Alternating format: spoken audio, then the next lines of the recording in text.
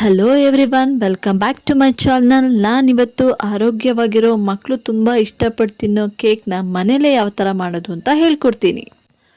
ಮೊದಲಿಗೆ ಒಂದು ಪ್ಯಾನ್ನ ಕಾಯಕ್ಕಿಟ್ಟು ಅದಕ್ಕೆ 1 ಕಪ್ ಅಷ್ಟು ಬೆಲ್ಲನ ಹಾಕ್ತೀನಿ. ಸೊ ನಾನು ಆರ್ಗ್ಯಾನಿಕ್ ಬೆಲ್ಲನ ಯೂಸ್ ಮಾಡಿದ್ದೀನಿ, ಹಾಗಾಗಿ ತುಂಬಾ ಕಪ್ಪಿದೆ ಅದು. ಬಟ್ ಹೆಲ್ತಿಗೆ ಒಳ್ಳೆಯದು ಅಂತ ನಾನು 1 ಕಪ್ ಆಫ್ ಆರ್ಗ್ಯಾನಿಕ್ ಬೆಲ್ಲಗೆ ಅರ್ಧ ಕಪ್ ಆಫ್ ನೀರು ಹಾಕಿ ಅದನ್ನು ಕಾಯಕ್ಕಿಡ್ತೀನಿ.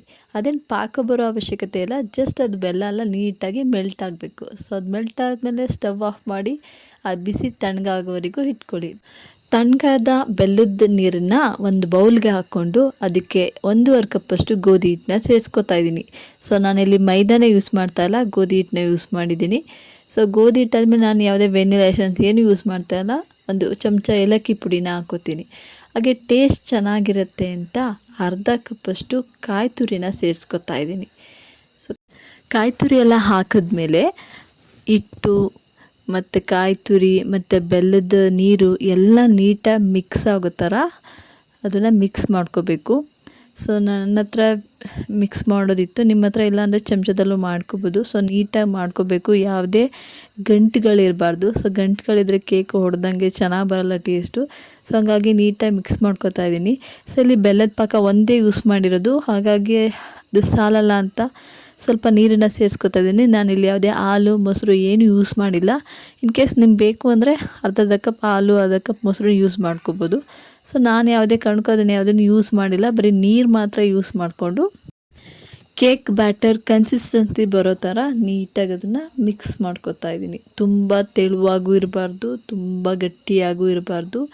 ಅದು ಏನು ಎತ್ತಿದ್ರೆ ಸ್ಪೂನಲ್ಲಿ ನಿಧಾನಕ್ಕೆ ಬೀಳಬೇಕು, ಆ ಥರ ಕನ್ಸಿಸ್ಟೆನ್ಸಿ ಇದ್ದರೆ ಸಾಕು. ನೋಡಿ, ಆ ಥರ ನಿಧಾನಕ್ಕೆ ಬಿದ್ದರೆ ನಮ್ಮದು ಕೇಕ್ ಬ್ಯಾಟರ್ಸ್ ರೆಡಿ ಆಗುತ್ತೆ.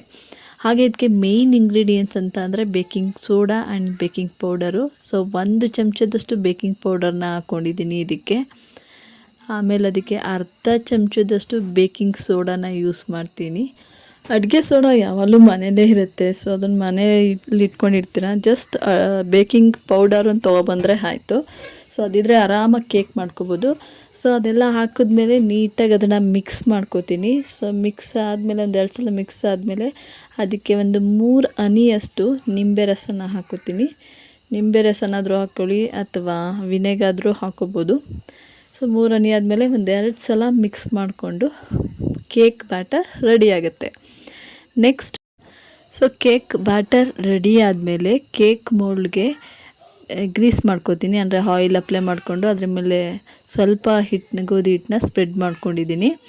ನಿಮ್ಮ ಹತ್ರ ಮೌಲ್ಡ್ ಇಲ್ಲ ಅಂತ ಅಂದರೆ ಸಿಲ್ವರ್ ಪಾತ್ರೆ ಇರುತ್ತಲ್ಲ, ಸೊ ಅದಕ್ಕೂ ಹಾಕೋಬೋದು. ಆಮೇಲೆ ಸ್ಟವ್ ಆನ್ ಮಾಡಿ ಒಂದು ತವಾ ಇಟ್ಟು ಅದನ್ನು ಒಂದು 5 ನಿಮಿಷ ಬಿಸಿ ಮಾಡ್ಕೋತೀನಿ. ಸೊ ಬಿಸಿ ಆದಮೇಲೆ ಏನು ಕೇಕ್ ಮೋಲ್ಡ್ಗೆ ಬ್ಯಾಟರ್ ಹಾಕ್ಕೊಂಡಿದ್ದೆ ಅದ್ರ ಮೇಲೆ ಸ್ವಲ್ಪ ಡ್ರೈ ಫ್ರೂಟ್ಸ್ನ ಹಾಕಿ ಅದನ್ನು ತವಾದ ಮೇಲೆ ಇಟ್ಟು ಪ್ಲೇಟ್ನ ಹಚ್ತೀನಿ.